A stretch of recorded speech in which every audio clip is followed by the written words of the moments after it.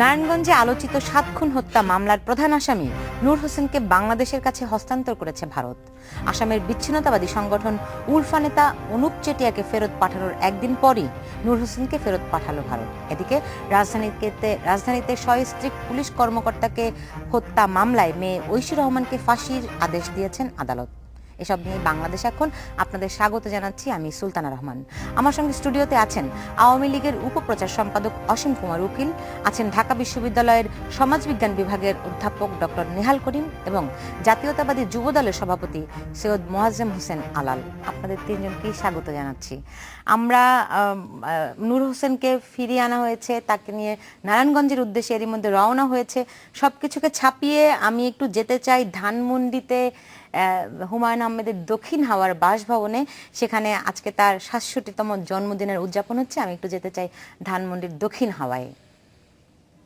দুজন মানুষকে আমাদের মাঝে আজকে পেয়েছি, ওনারা শুধুমাত্র হুমায়ুন আহমেদের জন্মদিন উদযাপন করার জন্য সুদূর আমেরিকা থেকে চলে এসেছেন। হ্যাঁ, এবং হুমায়ুন আহমেদের ফিরে পাওয়া বোন, আমার পূর্ববিধি, যাকে আমি দিদি ডাকি, কিন্তু আসলে আমার মায়ের মতো, এবং আমার জ্যোতিদা, ওনারা দুজন আজকের জন্মদিনে, হুমায়ুন আহমেদের জন্মদিনে, হুমায়ুন আহমেদ যদি থাকতেন এখন এই মুহূর্তে আমাদের সাথে উনি আছেন, এখানে কোথাও আছেন, কিন্তু আজকের জন্মদিনে উনি বলতেন যে পূর্ববিধি এবং জ্যোতিদা ওনার প্রধান অতিথি। ওনার পক্ষ থেকে আমি বলছি আজকের অনুষ্ঠানের প্রধান অতিথি হচ্ছেন পূর্ববিধি, জ্যোতিদা এবং নিশাদ নেই।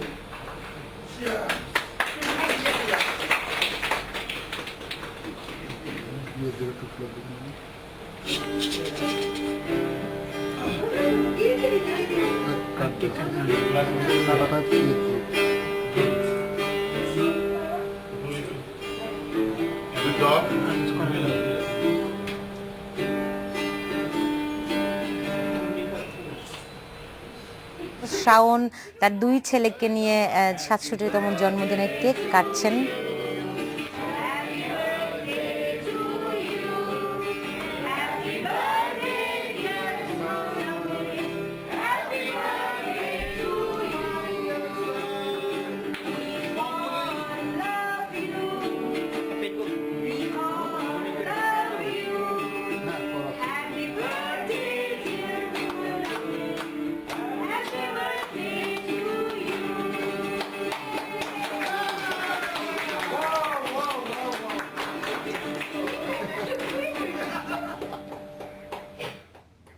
দেখছিলাম নন্দিত কথা সাহিত্যিক হুমায়ুন আহমেদের ৬৭তম জন্মদিনের উদযাপন। তিনি আমাদের মাঝে নাই, কিন্তু তারপরও তিনি আছেন। এত জনপ্রিয় একজন লেখক তিনি আমাদের, তাকে আমরা স্মরণ করছি। আমরা একটু আসতে চাই, আজকে জানেন যে কিছুক্ষণ আগেই নারায়ণগঞ্জের যে ৭ খুনের প্রধান আসামি নূর হোসেনকে ভারত বাংলাদেশের কাছে ফিরিয়ে দিয়েছে। আমি একটু বেনাপোল থেকে ঘুরে আসি, সেখানে আছেন আমাদের সহকর্মী এম রহিম। আমি একটু রহিমের কাছে যেতে চাই। রহিম, নূর হোসেনকে কি নারায়ণগঞ্জের উদ্দেশ্যে পাঠানো হয়েছে? আপনি বিস্তারিত কি জানতে পেরেছেন এবং তাকে কি প্রক্রিয়ায়, কার কাছে, কারা কারা উপস্থিত ছিলেন হস্তান্তর করার সময়? রহিম, আপনি জানেন আজ বৃহস্পতিবার সন্ধ্যা থেকেই যশোর জেলা police, Jessore DB, Jessore RAB সহ বিজিবির একটি দল বেনাপোল নোমাসল্যান্ড এলাকায় সন্ধ্যা থেকে অপেক্ষা করছিল। রাত ৮টার দিকে উপজেলা নির্বাহী অফিসার নোমাসল্যান্ড এলাকাতে আসেন। এর পরপরই রাত ৮টা ২০-এর দিকে ভারতের পেট্টাপোল অর্থাৎ ৪০ বিএসএফ এর কমান্ডিং অফিসার শুল্কা, ওনার নেতৃত্বে ৩ সদস্যের একটি বিএসএফ এর দল বাংলাদেশ অভ্যন্তরে অর্থাৎ বেনাপোল আইসিপি বিজেপি ক্যাম্পে এসে কিছুক্ষণের জন্য পরামর্শ করে উনি চলে যান। তার পরপরই আমাদের পোর্ট থানার ওসি অপূর্ব হাসান ও উপজেলা নির্বাহী অফিসার আব্দুল সালাম ভারতের পেট্টাপোলে যান। উনি সেখানে বেশ কিছুক্ষণ আলাপ আলোচনা করে রাত ৯টার দিকে আব্দুল সালাম এনে ফিরে আসেন, কিন্তু ওখানে অবস্থান করেন ইমিগ্রেশন ওসি তরিকুল ইসলাম ও পোর্ট থানার ওসি অপূর্ব হাসান। রাত যখন 10টা 20 বাজে অপূর্ব হাসান বা তরিকুল ইসলাম আবার বেনাপোলের দিকে চলে আসে। আমরা তার কাছে জানতে চাইলে এতটুকু বলেন যে এই মুহূর্তে আমরা বিস্তারিত আপনাদেরকে জানাতে পারবো না, যেহেতু আমাদের স্বরাষ্ট্র মন্ত্রী মহোদয় বিস্তারিত জানাবেন, এর বেশি কিছু আপনাদেরকে জানাতে পারবো না। এর পরপরই আমাদের পোর্ট থানার ওসি ও ইমিগ্রেশন ওসি, আপনি জানেন যে এখানে একটি ডিবি পুলিশের একটি গাড়ি নিয়ে নোমাসল্যান্ড এলাকাতে অবস্থান করেন। এই সময় আমরা খুব চারিদিক থেকে বিভিন্ন মিডিয়া কর্মীরা ছিল, কিন্তু প্রশাসন কোনো কথা বলতে রাজি হয়নি। পরে একটু অন্ধকারে, অর্থাৎ 100 গজ অন্তরে নোমাসল্যান্ডের একটি শিশুর কাছে ওখানেই একটি হেলমেট নিয়ে যাওয়া হয় এবং ভারতের ওই গাড়ি থেকেই হেলমেট নিয়েই বাংলাদেশের এই ডিবি পুলিশের গাড়িতে তাকে তুলে দেওয়া হয়। কিন্তু প্রকৃতপক্ষ ঘটনাটি একটু ভিন্ন আমি বলবো এ বিষয়ে। আমরা দেখেছি যখন এখান থেকে হেলমেট দিয়ে এই গাড়িতে নুর হোসেন নামী একজনকে হস্তান্তর করা হচ্ছিল, তদুপরি ওখান থেকে 200 গজ দূরে একটি রেল স্টেশন, ওই রেল স্টেশন থেকে 10 থেকে 15 জন দিয়েছে বা অন্য কর্মকর্তাদের আমরা লাইট নিয়ে আসতে দেখেছি। আমি বিশেষ করে একটু কৌতূহল ভরেই আমি মোটরসাইকেল নিয়ে দ্রুত ওখানে যাই, যে দেখি বাইপাস সড়কে প্রায় 8 থেকে 10টি বিজেপি, পুলিশ, র্যাব বা অন্যান্য গাড়ি অবস্থান করছে।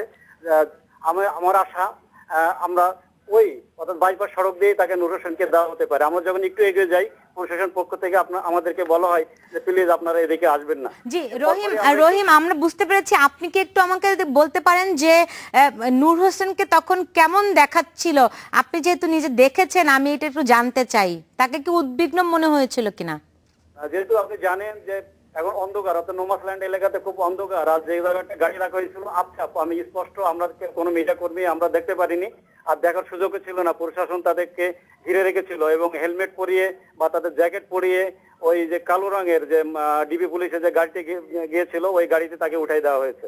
পরপর যখন 11:55 বাজে ওই সময় বাংলাদেশের অভ্যন্তরে ওই গাড়িটি প্রবেশ করে, তারপরই প্রশাসনের অন্য গাড়িগুলোই ঢাকার উদ্দেশ্যে রওনা দেয়। জি রহিম, আপনাকে অনেক ধন্যবাদ।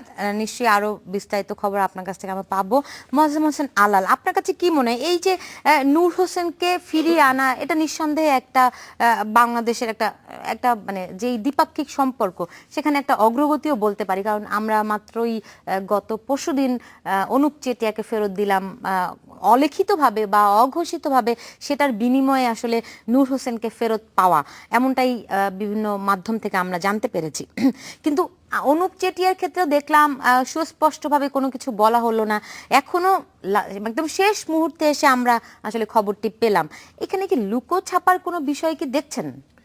আপনাকে ধন্যবাদ। আমি প্রথমেই আমাদের নন্দিত কথা সাহিত্যিক, বাংলাদেশের গর্ব, যিনি উভয় বাংলায় অত্যন্ত জনপ্রিয়তম লেখক সাহিত্যিক যারা, তাদের মধ্যে অন্যতম, তার আজকের এই জন্মদিনে আমাদের সবার পক্ষ থেকে তাকে অভিনন্দন জানাচ্ছি এবং তার পরিবারকেও আমরা সমবেদনা জানাচ্ছি যে আজকের দিনে তিনি বেঁচে থাকলে আনন্দটা আরও বেশি ভাগাভাগি করে তারাও নিতে পারতেন, আমরাও অংশীদার হতে পারতাম। আর আপনি যে প্রসঙ্গটি বলেছেন সে ব্যাপারে আমার বক্তব্যটা খুব সাদামাটা। সেটা হচ্ছে যে একজন অপরাধীকে দীর্ঘদিন পরে আমরা ফিরিয়ে আনতে পেরেছি আমাদের বন্ধু রাষ্ট্রের সহযোগিতার মাধ্যমে। এটা আমাদের জন্য নিঃসন্দেহে একটি প্রীত হবার মতো খবর। কিন্তু এখন যেহেতু বাংলাদেশের সংবাদ মাধ্যমে, গণমাধ্যমে যারা কাজ করেন আপনারা এবং এই পরিবারের মধ্যে যারা অন্তর্ভুক্ত আছেন, তাদের দুর্বলতাটা আসলে কোন জায়গায় আমরা জানি না। কারণ অনুপ চেটিয়াকে আনতে গভীর রাতে টয়োটা এসইউভি, কালো গাড়ি, কালো গ্লাসের গাড়ি কাশিমপুর কারাগারে ঢুকেছে।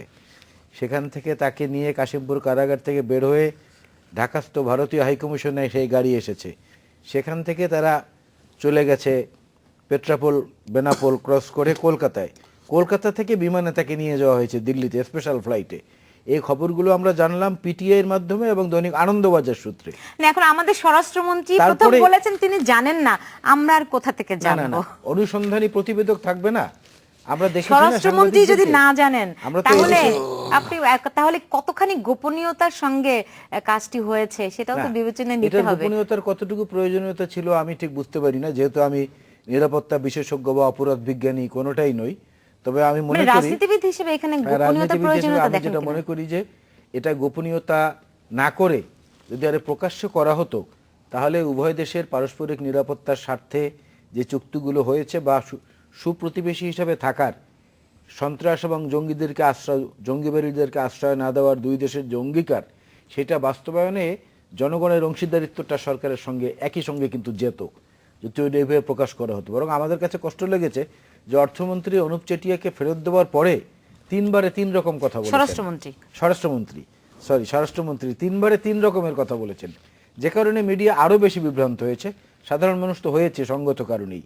তো সেই ক্ষেত্রে আমার মনে হয় এই ব্যাপারগুলো আরও বেশি করে সাধারণ মানুষের গোচরে নিয়ে তারপরে এই প্রক্রিয়াগুলো সম্পন্ন করলে সেটা আমাদের জন্য ভালো হয়। অবশ্যই এই ক্ষেত্রে একটা জিনিস কাজ করে থাকতে পারে নিরাপত্তার ক্ষেত্রে সরকারের যারা আছেন তাদের মনে, সেটা হলো সাম্প্রতিককালে গত মাসখানেক ধরে দেশের মধ্যে যে ধরনের অপকর্ম হচ্ছে, মানুষের জীবন, নিরাপত্তা ইত্যাদি বিষয় এবং আইনশৃঙ্খলা রক্ষাকারী বাহিনীর সদস্যরাও যেখানে নিরাপত্তাহীনতায় ভুগছেন, সেই কারণে হয়তো সরকার এটা করেছেন। তবে আমাদের অনুরোধ থাকবে সংবাদ মাধ্যমে বা গণমাধ্যমে যারা কাজ করেন, অনুসন্ধানী প্রতিবেদকরা এর চেয়ে অনেক কঠিন খবর কিন্তু সংগ্রহ করে নিয়ে আসেন। আশা করি ভবিষ্যতে সরকারের সতর্কতা সত্ত্বেও এই ধরনের প্রতিবেদনের মাধ্যমে আমরা এই ভালো কাজগুলো সম্পর্কে জানতে পারবো। জি, অসীম কুমার উকিল, এই গোপনীয়তা আসলে কেন, কি মনে হয় আপনার? হ্যাঁ, আমি যে জায়গাটা বলতে চাচ্ছি, আসলে গোপনীয়তা নয়, এটি সতর্কতা। নিঃসন্দেহে এটি একটি ভালো কাজ হয়েছে। আমাদের সমসাময়িককালের একটি বহুল আলোচিত হত্যাকাণ্ড নারায়ণগঞ্জের 7 মার্ডার, সেই তার মূল আসামি সে সীমান্ত অতিক্রম করে ভারতে আশ্রয় নিয়েছিল। সময় খুব বেশি লেগেছে তা না, তারপরেও আরও তাড়াতাড়ি করতে পারলে হয়তো এই মামলার জন্য আরও সহায়ক হতো। তারপরেও সম্ভাব্য দ্রুততার সাথে এই কাজটি সম্পাদন করা গেছে।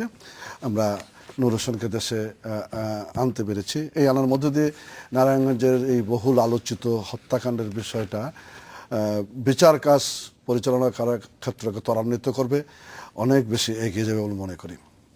সামগ্রিকভাবে আসলে যেটি বলতেছিলেন, স্বরাষ্ট্রমন্ত্রী তার কথা বলার ক্ষেত্রে নিঃসন্দেহে অনেক দায় দায়িত্ব নিয়ে কথা বলতে হয়। সেই হিসাব করে হয়তো সকালে যিনি একটা বলেছেন, বিকালে আর একটি বলেছেন, সেটা হতেই পারে, সেটি কৌশল হিসেবে হতে পারে। আমার বিষয়টা বলেছেন তা না, আসলে তিনি 2 ঘন্টার ব্যবধানে ভিন্ন রকম কথা বলেছেন। কিন্তু স্বরাষ্ট্রমন্ত্রীকে আমি আসলে আজকে তিনি অনেক বেশি সতর্ক নূর হোসেনের ব্যাপারে। আমি তার সঙ্গে বেশ কয়েকবার কথা বলেছি, তিনি কিন্তু বলছেন যে আমি আর আগাম কিছু বলতে চাই না। নিঃসন্দেহে এটা একটা ভালো দিক আমার কাছে মনে হয়েছে। সবকিছুগুলো হয়তো কিছু সীমাবদ্ধতা আছে, চেয়ারেরও কিছু লিমিটেশন থাকে। আমি যে জায়গাটায় বলতে চাই আর কি, যে এটি বাংলাদেশের রাজনীতির ক্ষেত্রের একটি উল্লেখযোগ্য ঘটনা। আমরা তো আসলে এক কদম দিলেই ভারত, চারিদিকে আমাদের ভারত পরিবেষ্টিত অবস্থায়।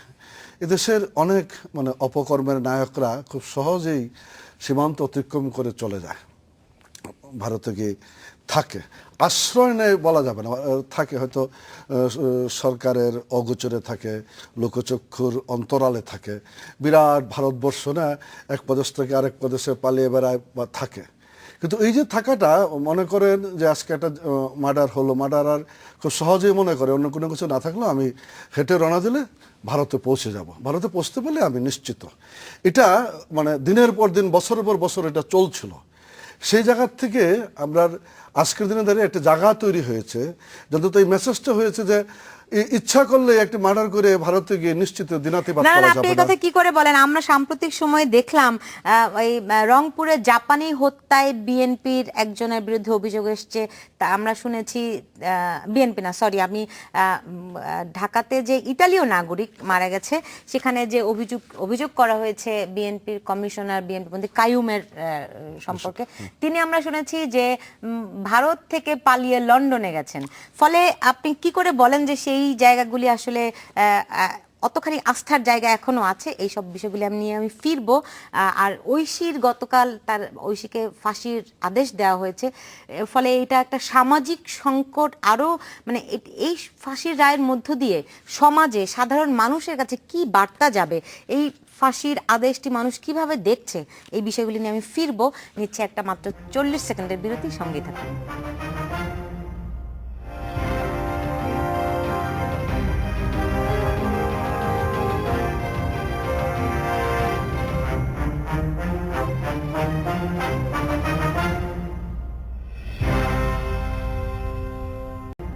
বিরতির পর ফিরে এলাম, দেখছেন বাংলাদেশ এখন। ডক্টর নেহাল করিম, এই যে ঐশীকে বাবা মা হত্যার দায়ে ফাঁসির আদেশ দেয়া হলো, আপনি একজন সমাজ বিজ্ঞানের একজন গবেষক, আপনি আসলে এই ফাঁসির রায়কে কেমন করে দেখেন? একটা 18 বছর বয়স, তাকে কাগজে কলমে দেখানো হয়েছে। প্রথমত হচ্ছে যে শাস্তি দেয়া হয়েছে তার কৃতকর্মের জন্য, সেটা ঠিক আছে, কিন্তু পাশাপাশি ওর বয়সটা চিন্তা করা উচিত ছিল। বয়সের কথা চিন্তা করে তার শাস্তির মেয়াদটা অন্যরকম বা ধরনটা অন্যরকম হতে পারত। সেটা কিন্তু আমার বিশ্বাস যে অ্যাপেলেট ডিভিশনে যখন এটা উঠবে তখন বোধহয় তারাও চিন্তা ভাবনা করবে। আজকে ওকে তার যা বয়স সম্ভবত 18 বা 19 হবে, মানে ফাঁসির রায়টা আমার কেন জানি মনে হয় এটা তার বয়সের কারণে এটা জুৎসই হলো না। শুধু কি বয়সের কারণে আপনি বলবেন যে সমাজে যে অন্যায় অনিয়ম তাকে বলা হয়েছে, অভিযোগ করা হয়েছে যে মাদকাসক্ত, হ্যাঁ, সেই অবস্থায় সে তার বাবা মাকে হত্যা এই যে সামাজিক যে সংকট, এই সংকটগুলো কি এক ঐশীর দায়? এখানে যে মানে সমাজের যে অপরাধের গভীরতা যে যে জায়গাগুলি আছে সেইগুলিকে অ্যাড্রেস না করে একটি ব্যক্তিকে যখন অ্যাড্রেস করা হয় তখন আসলে ওইটা কতখানি বিবেচনা বলাটা সঙ্গত হবে না। মানুষের কাছে ওটা, মানুষ আসলে ওটা কেমন করে গ্রহণ করবে? ব্যাপারটা হয়েছে কি, এখানে আমি মনে করি ঐশীর যত না দোষ, এখানে একটু গাফিলতি তার মার আছে। কারণ তার বাবা, মার কেন বলছেন? তার বাবা বিদেশে ছিল, কাজে মাই সংসারটা দেখার কথা, সন্তানদের দেখার কথা। ওনার মানে ঐশীর মা, উনি নিজেকে নিয়ে ব্যস্ত ছিলেন, সময় দিতে পারেননি। ঐশী যখন যখন পয়সা চেয়েছে বা কোনো বায়না করেছে, ওইটা পয়সা দিয়ে উনি সেটাকে মিটিয়েছেন। এর ফলশ্রুতিতে হয়েছে কি, ঐশীর মধ্যে একাকিত্ব এবং অতিরিক্ত পয়সা তাকে বিপদগামী করেছে। ঐশী কিন্তু একদিনে এই পথে যায়নি, একদিনে ড্রাগ এডিক্টেড হয়নি। এটা দীর্ঘদিনের।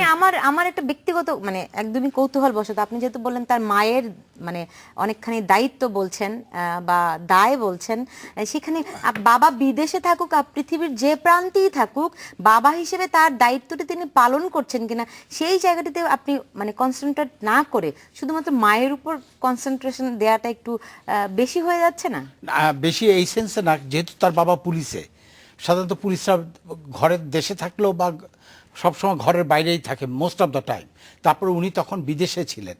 মানে একজন যদি এই পুলিশ একজন নারী হতেন, তখন কি আপনারা তাকে ছাড় দিতেন যে নারী দেখে, পুলিশ কর্মকর্তা নারী, সেই জন্য সে ব্যস্ত ছিলেন দেখে বাচ্চা যদি এরকম বিপদগামী হয় তাকে কি ছাড় দিতেন নাকি আরো বেশি করে ধরতেন? এখানে এটা বুঝতে হবে, আমাদের সমাজ ব্যবস্থাটা কিন্তু মাকে কেন্দ্র করে। মা সন্তানদের যত সময় দেয় কোনো বাবা এত দেয় না। এইটা বলে তো কি বাবাকে একটা আপনি দায়ের জায়গা থেকে মুক্তি দিয়ে দিচ্ছেন না? না, আমি দিচ্ছি না, কারণ উনি দেশের বাইরে ছিলেন, সেই ক্ষেত্রে উনি মানে হি ক্যান বি এক্সাম্পটেড, ওনাকে ছাড় দেওয়া যায়। কিন্তু মা তো ছিলেন, বাবা তো তার স্ত্রীকে তার সন্তানদের সহ রেখে গেছেন। মা, এটা শুধু আজকে ঐশীর মা বলে না, যে কোনো বাবা মার সব সময় উচিত হবে সন্তানদের খোঁজ খবর রাখা, সন্তানদেরকে সময় দেয়া এবং সন্তানরা কার সাথে মিশছে তাদের ব্যাকগ্রাউন্ড জানা, সেই সাথে একটা নিবিড় পর্যবেক্ষণে সন্তানদেরকে রাখা।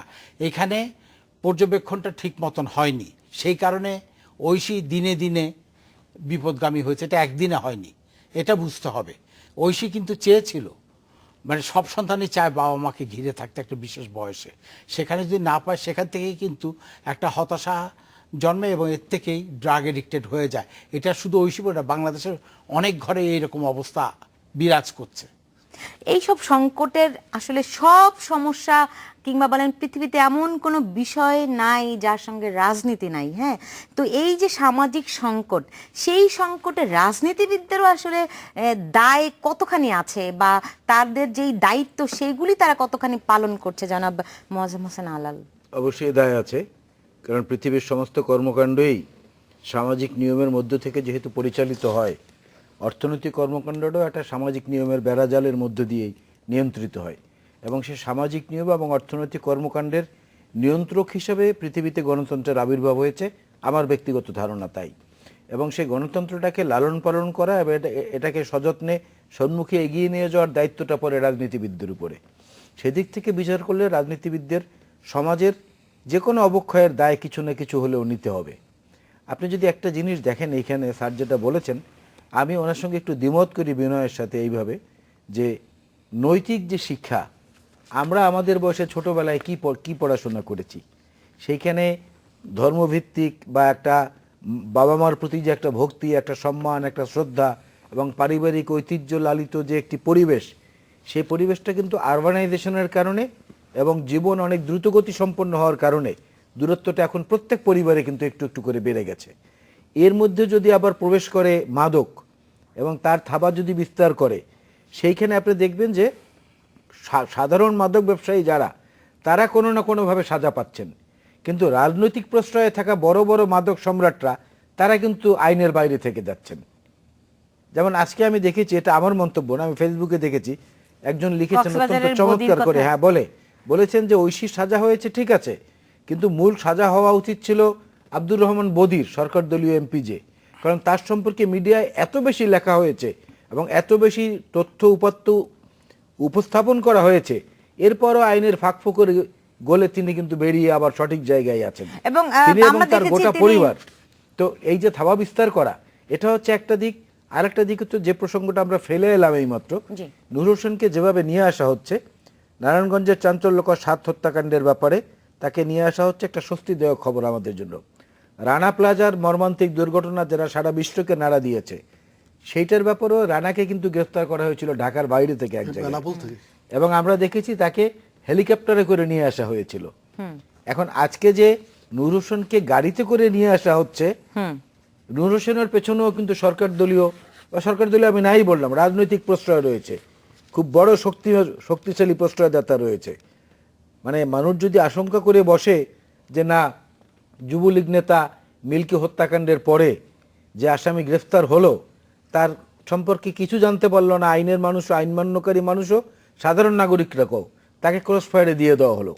নূর হোসেনের ভাগ্যে যেন সেই পরিণতি না আসে, এইটাও আমরা একই সঙ্গে আশা করি, সে ব্যাপারেও রাজনীতিকদের দায় রয়েছে। আমরা শুনলাম, আমাদের প্রতিনিধি জানাচ্ছিলেন যে তাকে হেলমেট পরে যথেষ্ট নিরাপত্তা ব্যবস্থা দিয়ে নিয়ে আসা হচ্ছে, কিন্তু এই যে শঙ্কা যে একজন ধরা পড়ার পরে আমরা শুনি যে তার সঙ্গে বন্দুকযুদ্ধ হয়েছে কিংবা ক্রস ফায়ার হয়েছে, ফলে অনেকের ভিতরে কিন্তু একটা সন্দেহ তৈরি হয় যে আসলে কোনো তথ্য কিংবা অন্য কাউকে আড়াল করার জন্য এই ঘটনা কিনা, এই যে সন্দেহ হয়, এখান থেকে বেরিয়ে আসার কোনো মানে শুধু বেরিয়ে আসা বলা যায় না, যে এই অবস্থার উত্তরণ কোথায় আসলে?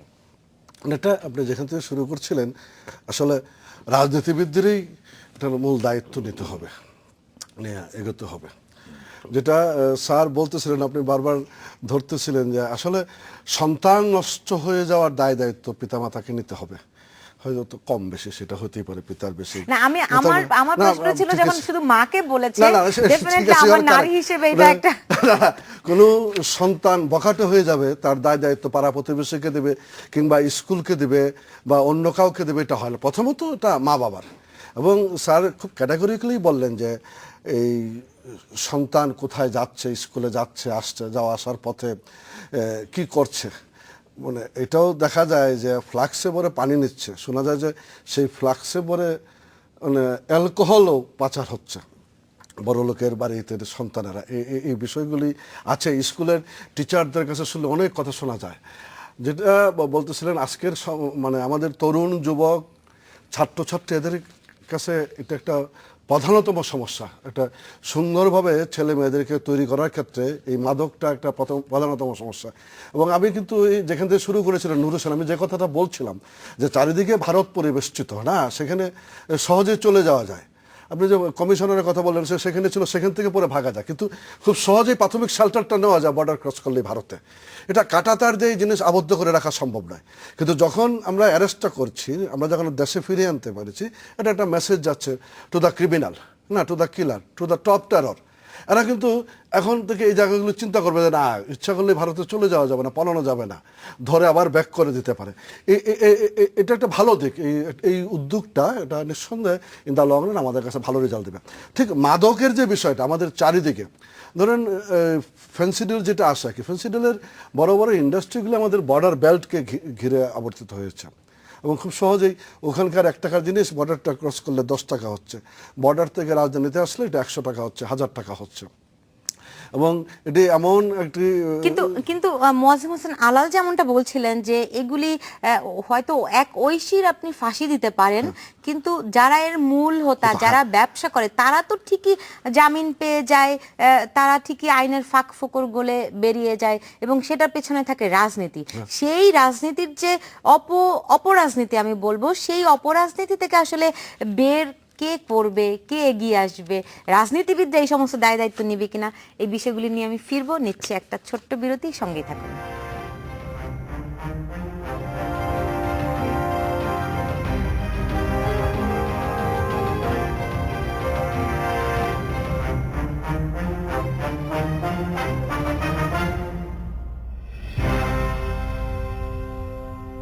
বিরতির পর ফিরে এলাম, দেখছেন বাংলাদেশ এখন। ডক্টর নেহাল করিম, এই দুজন রাজনীতিবিদ আমাদের সঙ্গে আছেন, অসীম কুমার উকিল এবং সৈয়দ মোয়াজ্জেম হোসেন আলাল।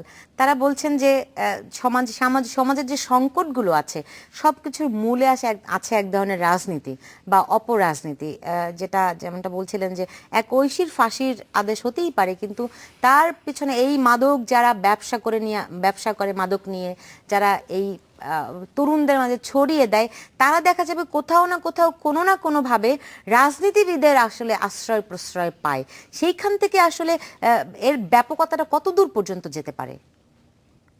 আমি এটার উত্তর দেওয়ার আগে একটা ছোট্ট কথা একটু পেছনে ফিরে যাচ্ছি। জি বলেন। ওই যে অনুপ চেটিয়ার জি, এই যে বন্দি বিনিময় হলো, আমি কোনো অবস্থাতে মেনে নিতে পারি না অনুপ চেটিয়ার সাথে নূর হোসেনের কোনো বিনিময় হতে পারে না, পারে না, এটা সবাই হ্যাঁ, একমত। কাজেই এটাকে একটু আমি কোনো অবস্থাতে মেনে নিতে পারি না অনুপ চেটিয়ার সাথে নূর হোসেনের কোনো বিনিময় হতে পারে না, পারে না, এটা সবাই হ্যাঁ, একমত। কাজেই এটাকে একটু আমাদের আলাদাভাবে দেখতে হবে। বা এটাও হতে পারতো এটাও হলো অসঙ্গতি হতো, এক অনুপ চেটিয়ার বদলে যদি এক গুচ্ছ মানে যারা নাকি পশ্চিম বাংলায় আছে, এখানে আমার সন্ত্রাসী হিসেবে চিহ্নিত, তাদেরকে আনতে পারতো, তাহলে হতো। একমাত্র নূর হোসেন দিয়ে অনুপ চেটিয়ার বিনিময়, এটা বোধহয় ঠিক হচ্ছে না, এখানেই শেষ। আর আপনার যে পরবর্তী প্রশ্ন যেটা, এখানে রাজনীতিবিদদের দায় তো আছেই, আমরা সব কিছু জানি, সবাই সব কিছু জানে, কিন্তু আমাদের হাত বাঁধা। এই যে যারা নাকি সোনা চোরাচালানি এই পর্যন্ত যত হয়েছে, যারা নাকি বহন করেছে তাদের ধরেছে, ক্যামেরায় দেখিয়েছে, কিন্তু যে নাকি টাকাটা ইনভেস্ট করলো তার নামটা কিন্তু তারা সবাই জানে, কাস্টমসও জানে, পুলিশও জানে, কিন্তু এটা প্রকাশ পায় না। তেমনি আর এই ড্রাগের ব্যাপারে এই যে কক্সবাজারের এমপির কথা সবাই জানে, তারপরেও কিছু হচ্ছে না। তো এখন কিভাবে, এখন কি গিলে খাইয়ে দিতে হবে? এখন এই রাজনীতিবিদরা যদি দেশের সমাজের কল্যাণের কথা না বোঝে, আমার তো মনে হয় যে কোনো না কোনো রাজনীতিবিদ, সে যে দলেরই হোক, তারও কোনো সন্তান বা তার কোনো আত্মীয় মাদকাসক্ত হয়েছে। কাজে এখন নিজের কল্যাণের জন্য, পরিবারের কল্যাণের জন্য, সমাজের কল্যাণের জন্য, রাষ্ট্রের কল্যাণের জন্যে আমাদের এখনই মানে সঠিক সময় এটার বিরুদ্ধে রুখে দাঁড়াবার। সেটাই। কি বলে, ডক্টর নেহাল করিম যেমনটা বললেন যে আসলে মানে কি করলে সব দায় যে রাজনীতির উপরে গিয়ে পড়ে, এর ফলে মানে রাজনীতিবিদরা কি ধরনের কি করছে, ডক্টর অসীম কুমার উকিল? এখানে রাজনীতিবিদদের ওই পাশ কাটিয়ে যাওয়ার কোনো বিষয় নাই। এখানে একটা দায়িত্ব নিয়ে আমাদের এগাতে হবে। আমাদের ভবিষ্যৎ প্রজন্মের জন্য বাংলাদেশটাকে সাজাতে হবে, ভবিষ্যৎ প্রজন্মের জন্য বাংলাদেশটাকে তৈরি করতে হবে। সেই ক্ষেত্রে রাজনীতির যে স্বাভাবিক প্রক্রিয়াগুলি আছে, সেই স্বাভাবিক প্রক্রিয়াগুলিকে অব্যাহত রাখতে হবে। জি, রাজনীতির স্বাভাবিক প্রক্রিয়া, আমি এই জিনিসটা একটু নোট করে রাখলাম। আমি একটু যেতে চাই, আমাদের সঙ্গে আছেন বিজিবির মহাপরিচালক মেজর জেনারেল আজিজ আহমেদ, একটু তার কাছে একটু শুনে আসি। জনাব আজিজ আহমেদ, আমাদেরকে একটু বলবেন কোন প্রক্রিয়ায় কিভাবে নূর হোসেনকে ফেরত আনা হলো? এটা কি বন্দি বিনিময় যে চুক্তি ভারত বাংলাদেশের আছে সেটার আওতায় কি আনা হলো? ধন্যবাদ।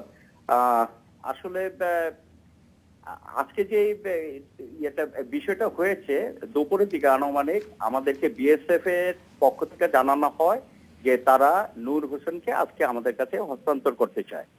এবং আমি মেসেজটা পাওয়ার পর মন্ত্রী মহোদয়ের সাথে যোগাযোগ করি এবং পুলিশের অন্যান্য কর্মকর্তাদের সাথে বিষয়টা জানাই, এবং সেই অনুযায়ী আমরা প্রস্তুতি গ্রহণ করি।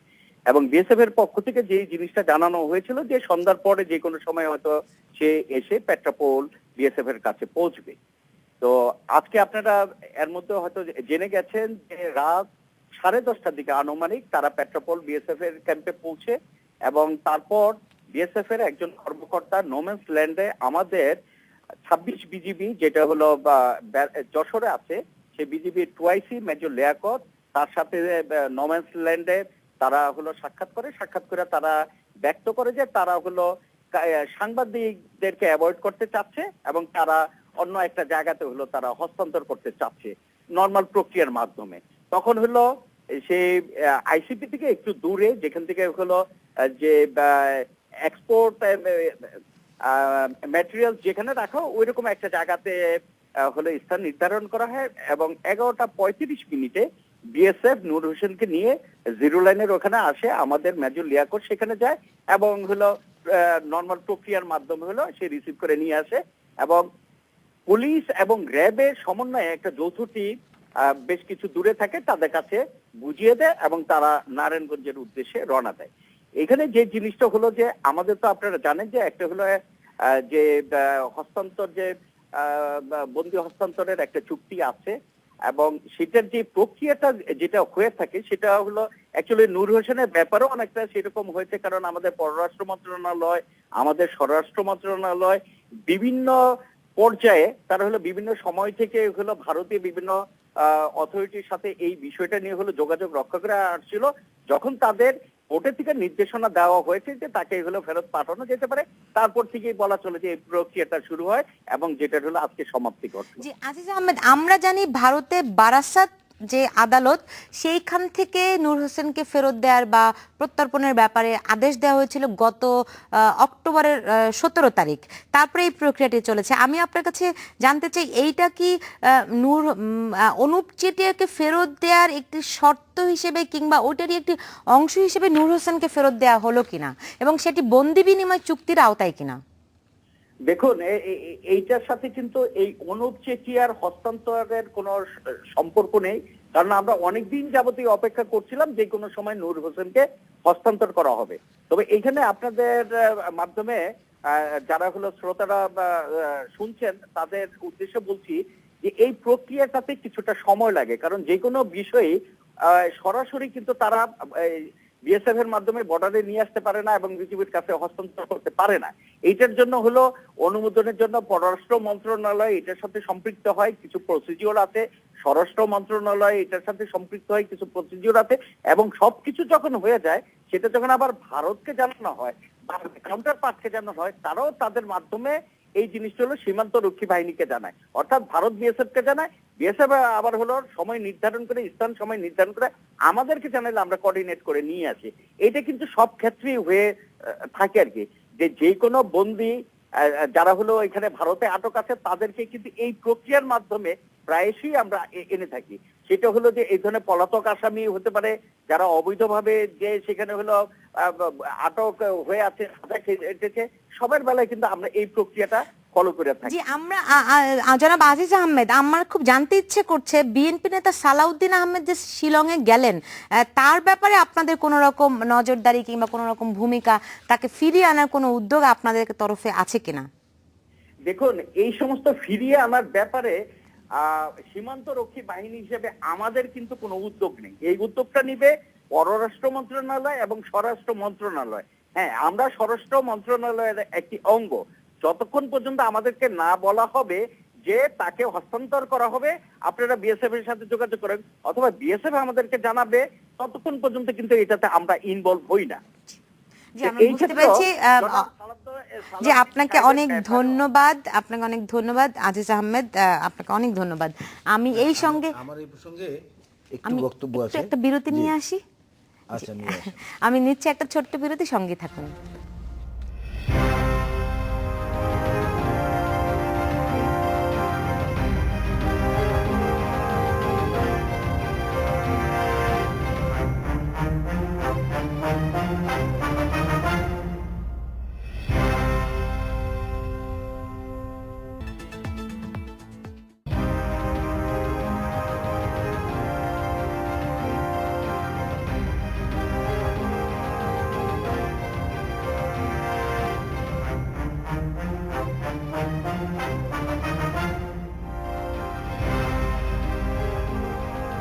বিরতির পর ফিরে এলাম, দেখছেন বাংলাদেশ এখন। যে মোয়াজ্জেম হোসেন আলাল, আপনি বলছিলেন এই যে নূর হোসেনকে ফিরিয়ে আনার ব্যাপারে আমরা বিজিবির যে বক্তব্য শুনছিলাম, আমি বলেছিলাম যে সালাউদ্দিন আহমেদের ব্যাপারে আসলে এখন পর্যন্ত কোনো আইন, যদিও সেখানে আইনি প্রক্রিয়া চলছে, এই বিষয়ে বোধহয় আপনার একটা অবজারভেশন আছে। না, অবজারভেশনটা হলো আমার এইটা যে বিজিবির ডিজি সাহেব যে কথা বলেছেন সে কথার প্রেক্ষিতে উনি কিন্তু একটা কথা বলেছেন, যে কথাটি এখানে আমাদের মাননীয় শিক্ষক উনিও বলে গেছেন একই সুরে, যে অনুপ চেটিয়ার প্রত্যর্পণের সঙ্গে নূর হোসেনকে ফেরত আনাটা কোনো রকমই তুলনীয় নয়। বরঞ্চ এইখানে যদি ওইটাকেও তুলনা করে তাহলে আমি বলবো যে আমরা সুইয়ের ছিদ্র এনেছি কিন্তু চালুন তাদেরকে পুরোপুরি দিয়ে দিয়েছি, এরকম একটা বিষয় হয়ে দাঁড়িয়েছে। আমি যদি এখানে আপনার কাছে প্রশ্ন করি যে যখন অনুপ চেটিয়াকে ফেরত দেওয়া হলো তখন কিন্তু সবাই প্রশ্ন তুললো নূর হোসেন কোথায়, নূর হোসেন কোথায়। এখন যখন নূর হোসেনকে ফেরত দেওয়া হলো তখন আপনি যদি বলেন যে চালুনের বদলে আমরা ইয়ে পেলাম, তাই না? তাহলে আসলে আমরা সবসময় পরস্পর বিরোধী অবস্থানে থাকি কিনা? না না, পরস্পর এটা আপনাদের, কিংবা অনুপ চেটিয়ার সেই আগের অবস্থান আছে কিনা, সে যতখানি গুরুত্বপূর্ণ ছিল, তার অবস্থান যতখানি সুনির্দিষ্ট ছিল, সেটা তো এখনকার দিনে আর নাই। না সেটা না, আপনি যদি বিনিময় আগে একটা সময় অর্থনৈতিক ব্যবস্থাপনা এটা ছিল যে কোথাও কোনো কারেন্সি ছিল না, তখন কিন্তু পণ্যের বিনিময়ে পণ্য বেচা কেনা হতো, একটা পণ্য দেওয়া হতো একটা কমোডিটি, তার বিনিময়ে আরেকটা কমোডিটি পারচেস করা হতো, যেটা বিনিময় প্রথা ছিল। তা আপনি যদি সেই বিনিময়ের দিকেও ধরেন, তারা তো আমাদের সৎ প্রতিবেশী, সুপ্রতিবেশী, আমরাও সেইভাবে নিজেদেরকে প্রমাণ করার চেষ্টা করে যাচ্ছি বারবার। আমাদের অবস্থাটা হচ্ছে কাদম্বিনী মরিয়া প্রমাণ করলেও সে মরে নাই। তারা যেটা করছে সেটার ব্যাপারে আমরা খুব বেশি ক্রিটিসিজমের মধ্যে যাই না, আমাদের দেশের অনেক মানুষই যেতে চায় না, না যাওয়ার অবশ্য অনেকগুলো যুক্তিসঙ্গত কারণও আছে। আমি যদি দেখতাম যে হ্যাঁ অনুপ চেটিয়ার এখান থেকে চলে যাওয়ার ব্যাপারে বাংলাদেশে ঘোষিত যে শীর্ষ সন্ত্রাসীরা যারা অনেকে ভারতে আছেন, কারাগারে আছেন বা অন্য অন্য জায়গায় আছেন, তাদেরকে যদি বেশি বেশি করে এই সঙ্গে একই সঙ্গে ফেরত দেওয়া হতো তাহলে সেটা বোধহয় একরকম একটা সান্ত্বনার জায়গায় আমরা যেতে পারতাম। নূর হোসেন কিন্তু নারায়ণগঞ্জের 7 মার্ডার মামলার, 7 খুন মামলার একটি মাস্টার মাইন্ড, সে কিন্তু এক্সিকিউটর না, এক্সিকিউশনে ছিল বরঞ্চ আরো যারা এক্সিকিউশনে ছিল তাদেরকে তো ধরাই হয়েছে, আটক হয়েছে। হ্যাঁ এক্স্যাক্টলি, আমি ওই কথাটাই বলতে যাচ্ছি, মূল যারা এক্সিকিউটর এটা তারা কিন্তু ইতিমধ্যে কাস্টাডিতে আছে, আইনের বেড়াজালের মধ্যে তারা আছে। সেখানে নূর হোসেন এমন কোনো ইম্পর্টেন্ট বিষয় ছিল না যে অনুপ চেটিয়ার সঙ্গে তুলনা করা যায়। আসলে আমরা না এক এক সময় এক একটা বিষয়কে গুরুত্বপূর্ণ মনে করি, এইভাবে হয় না। এবং বাংলাদেশে আপনি যে কথাটা বলেছেন রাজনীতির বিষয়ে, আমি আপনাকে একটা লেটেস্ট স্ট্যাটিস্টিক দেই। ইউএস বেসড একটি রিসার্চ সেন্টার, যেটার নাম হচ্ছে পিউ রিসার্চ সেন্টার, খুব ওয়ার্ল্ড ফেমাস একটা রিসার্চ সেন্টার, তারা 33টি দেশের উপরে একটি জরিপ চালিয়েছে। তারা দেখা গেছে, তার সেই জরিপের মধ্যে তারা দেখেছে যে এই 33টি দেশের মধ্যে বাংলাদেশ প্রথম অবস্থানে আছে, যেখানে মানুষ বিনোদন হিসাবে রাজনীতিকেই মূলত ব্যবহার করে, এবং সেই মানুষের সংখ্যা হচ্ছে শতকরা 65%। তো আমাদের দেশে একদম আপনার সেই নৌকার মাঝি থেকে শুরু করে রিক্সা চালক ভাই থেকে শুরু করে সমাজের সর্বোচ্চ পর্যায় পর্যন্ত, চায়ের দোকানে, সব জায়গায় দেখবেন রাজনৈতিক একটা আলোচনা হয়, বিনোদন হয়। তাহলে আমি একটুখানি খবরের কাগজে যেতে চাই। গতকাল প্রধানমন্ত্রী বগুড়ায় গিয়েছিলেন, বগুড়ায় সমাবেশ, বিশাল এক সমাবেশ করেছে, এবং বগুড়াকে বলা হয় বিএনপির ঘাঁটি। সেখানে অনেক বড় সমাবেশে বলা যায়, যত মানুষের উপস্থিতি টেলিভিশনে দেখলাম। প্রধানমন্ত্রী বলেছেন ছেলেকে নিয়ে, খালেদা জিয়ার কথা বলছেন, ছেলেকে নিয়ে বিদেশে বসে দেশের বিরুদ্ধে ষড়যন্ত্র করছেন। এ কথা প্রধানমন্ত্রী আগেও বলেছেন, যদি একটু ব্যাখ্যা করেন নতুন করে বর্তমানে যে অবস্থা চলছে। আমি একটু শেষ করে দিই, তারপরে দাদার কাছে যান, তাহলে ভালো হয়। সেটা হচ্ছে যে এই যে মানুষের যে অতি আগ্রহ, এই অতি আগ্রহটার কারণেই কিন্তু আমাদেরকে বলতে হয়, আপনাদেরকে বলতে হয়, বিশেষজ্ঞ যারা তাদেরকে বলতে হয়। না বললে তো এই মানুষের যে একটা আগ্রহ, যে বিনোদন বা আলোচনার একটা অন্যতম মাধ্যম হিসাবে রাজনৈতিক বিষয়বস্তু আসে, সেটার কারণেই তো বলতে হয়, কারণ অ্যাকাউন্টেবিলিটিটা তো রাজনীতিবিদদেরই। আমাদের দেশের মানুষ অনেক বেশি রাজনীতি সচেতন, রাজনীতি নিয়ে কথা বলতে অনেক পছন্দ করেন, সেটা তো আমরা কম বেশি জানি। কিন্তু প্রধানমন্ত্রী যে আবারও এইভাবে করে ষড়যন্ত্রের কথা বলছেন, বর্তমানে দেশে যে আইন শৃঙ্খলা, সবার ভিতরে এক ধরনের অস্বস্তি আছে, নিরাপত্তাহীনতা আছে, এই ধরনের বক্তব্য শেষ পর্যন্ত আসলে মানে কি ধরনের সমাধান দিবে, কিংবা শুধুই কি রাজনৈতিক বক্তব্য কিনা? না, আপনার যেটা আলাল ভাই বলতেছিল বিনোদন, রাজনীতির একটা বিনোদনের বিষয় আছে বলেই আমরা মধ্যরাত্রিতে টক শো করছি, টকশো করছি আমরা এক অন্যকে দেখছি তা তো না, দেশের লক্ষ লক্ষ মানুষ দেখছে, এটা বেশ তারা এনজয় করে, এটা নিঃসন্দেহ। টকশো করছি আমরা এক অন্যকে দেখছি তা তো না, দেশের লক্ষ লক্ষ মানুষ দেখছে, এটা বেশ তারা এনজয় করে, এটা নিঃসন্দেহ। আর আপনি যে জায়গাটায় আসছেন, মাননীয় প্রধানমন্ত্রী আজকের বগুড়ার জনসভায়, বিরাট জনসভায় যে সেখানে বক্তব্য রেখেছে, স্বাভাবিকভাবেই বাংলাদেশের ধরেন সাম্প্রতিক যে সমস্ত কর্মকাণ্ড, এই বিদেশি দুজন নাগরিক হত্যাকাণ্ড থেকে শুরু করে একেবারে পুলিশ এবং সর্বশেষ কি মিলিটারি পুলিশের উপর যে হামলা হয়েছে আর কি, এগুলির সাথে তো মানে এদেশের যারা ধর্মান্ধ সাম্প্রদায়িক গোষ্ঠী তারা এগুলির সাথে জড়িত। এটা যখন যুদ্ধাপরাধীদের বিচারগুলি শুরু হলো তখন থেকে এই প্রক্রিয়াগুলি শুরু হলো, এই কাজগুলি একের পর এক ঘটনা হচ্ছে। আজকের দিনে যখন বিএনপির চেয়ারপারসন লন্ডনে অবস্থান করছেন, ওনার ছেলে বিএনপির senior vice chairman Tarique Rahman অবস্থান করছেন, তখনও এই কাজগুলি চলছে। তো নিঃসন্দেহে মানে লিডারশিপের একটা নির্দেশনা থাকে, একটা গাইডলাইন থাকে, অথবা কর্মীরা যে কাজটা করে লিডারশিপকে অবহিত করে বিষয়গুলিকে বাস্তবায়নে যায়। আজকের দিনের এই কর্মকাণ্ডগুলি বিএনপি জামাত মিলেমিশে করছে, সেখানে বিএনপির শীর্ষ নেতৃত্বের সম্মতি আছে, নির্দেশনা আছে, দিক নির্দেশনা আছে, তার মধ্যে দিয়ে এই কাজগুলি করছে। সেই মেসেজটা বিএনপির ঘাঁটি হিসেবে চিহ্নিত বগুড়ায় দাঁড়িয়ে মাননীয় প্রধানমন্ত্রী শেখ হাসিনা বগুড়াবাসীকে যেমনভাবে দেওয়ার চেষ্টা করেছে, দেশবাসীকে দেওয়ার চেষ্টা করেছে যে এই ষড়যন্ত্রগুলি চলছে। আপনি যে জায়গাটা ধরেছিলেন যে রাজনীতিবিদদেরকে বলছেন, হ্যাঁ আমরা রাজনীতির স্বাভাবিক প্রক্রিয়াগুলি আজকে কন্টিনিউশন যদি থাকতো তাহলে দেশের পরিস্থিতি একটু ভিন্ন হতে পারতো। আজকে পেট্রোল বোমার মতো ঘটনাগুলি যদি না ঘটতো দেশের পরিস্থিতিটা ভিন্নভাবে ব্যাখ্যা করা যেত। সামগ্রিকভাবে রাজনৈতিক গতি প্রকৃতিগুলি স্বাভাবিক প্রক্রিয়া থাকা, গণতন্ত্রের ভিত্তিমূলগুলি শক্তিশালী হওয়া। দেখুন আপনি এই যে নূর হোসেন কিংবা নারায়ণগঞ্জের 7 খুনি ধরুন, ঐশীর বাবা মাকে হত্যাকাণ্ডই ধরুন, সবগুলির পিছনে এক ধরনের বিশেষ করে নারায়ণগঞ্জের 7 খুনের ঘটনা এক ধরনের রাজনৈতিক কিন্তু সংশ্লিষ্টতা কিন্তু আপনি অস্বীকার করতে পারেন না। সেইখানে আপনি এই যখন অবস্থা, তাহলে আপনি মানে অপরাজনীতির যেই মানে গভীরতা, সেই গভীরতা থেকে যখন আপনি বলেন যে মানে কথায় কথায় ষড়যন্ত্র দেখেন এবং পাল্টাপাল্টি অবস্থান নিয়ে থাকেন, তখন আপনি এই সামাজিক সংকটগুলি আরো অনেক বেশি ঘনীভূত করে তুলে কিনা, এই প্রশ্নের জবাব খোঁজার আমরা চেষ্টা করব। আমি নিচ্ছি একটা ছোট্ট বিরতি, সঙ্গেই থাকুন।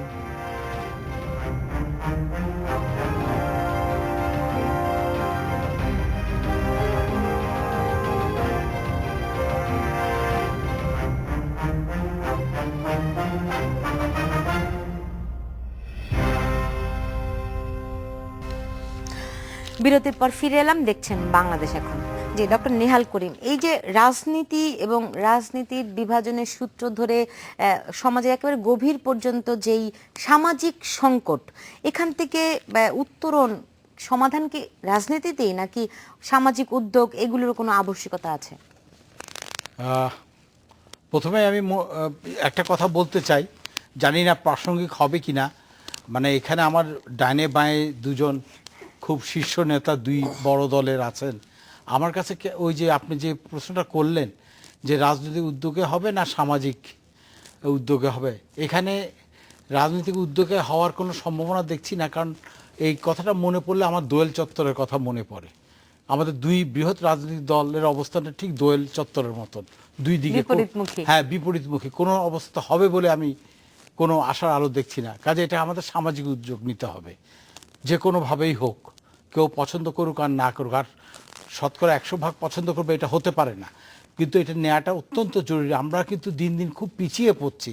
কাজে এখন একটা সামাজিক উদ্যোগ নিয়ে আমাদেরকে, দেশটা তো আমাদের, সমাজটা তো আমাদের, ভবিষ্যৎ প্রজন্মের ভবিষ্যৎ উজ্জ্বল ভবিষ্যৎ কামনা করেই আমাদেরকে এটা এখনই নিবৃত্ত করতে হবে, নাহলে কিন্তু আমরা অনেক সংকটে পড়ে যাব।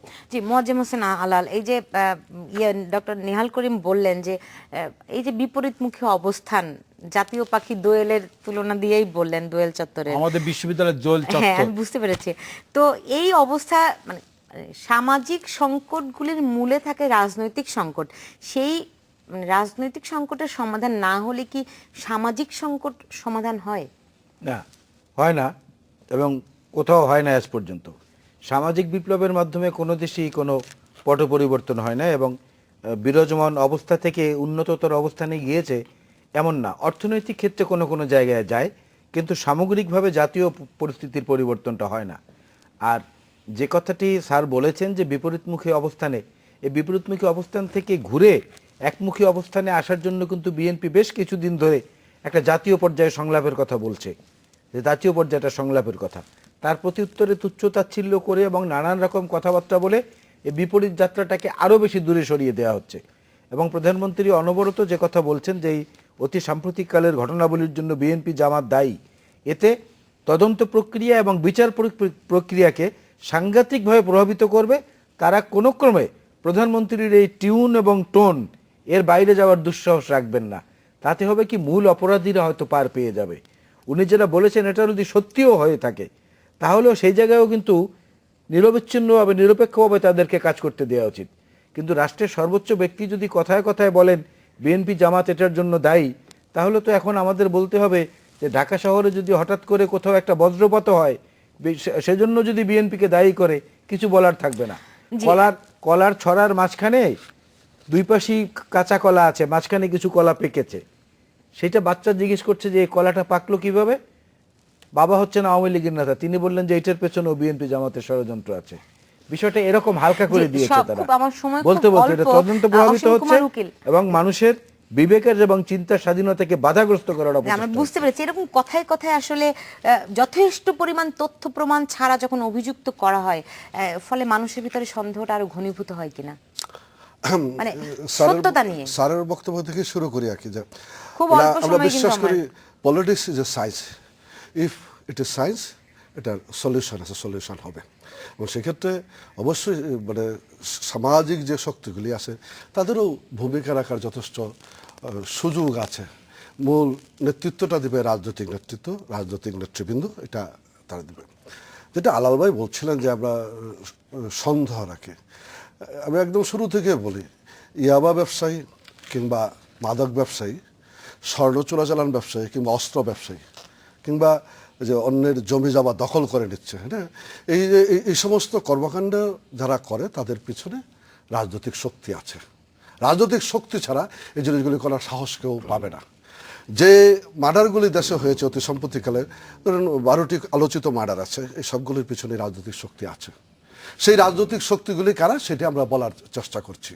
এটা রাজনীতির বাইরে কোনো সাধারণ মানুষ এসে একজন প্রকাশক কিংবা একজন তরুণ লেখকের হত্যা করছে না, অভিজিৎকে হত্যা করছে না। এটি রাজনৈতিক শক্তির ছোট্ট চায়, রাজনৈতিক পৃষ্ঠপোষকতায় সরাসরি এগুলি মূল আছে। আমরা সেই কথাটা বলার চেষ্টা করেছি এবং এর বাইরে আমরা এগিয়ে যাব। আমরা আশা করছি শুভবুদ্ধি সম্পন্ন সকলে মিলে একত্রিত হবে, গণতন্ত্রের চর্চা অব্যাহত থাকবে, দেশ এগিয়ে যাবে, মুক্তিযুদ্ধের উদয় হবে এবং আসলেই রাজনীতির মূলে যে অপরাজনীতি আছে সেগুলো নিশ্চয়ই দূর হবে। আমরা আসলে এমন প্রত্যাশা ছাড়া আর কিছু করার নেই আমাদের। আপনাদের তিনজনকে অনেক ধন্যবাদ আজকে স্টুডিওতে আসার জন্য। দর্শক আপনাদেরকে অনেক ধন্যবাদ। আপনারা সবাই ভালো থাকুন।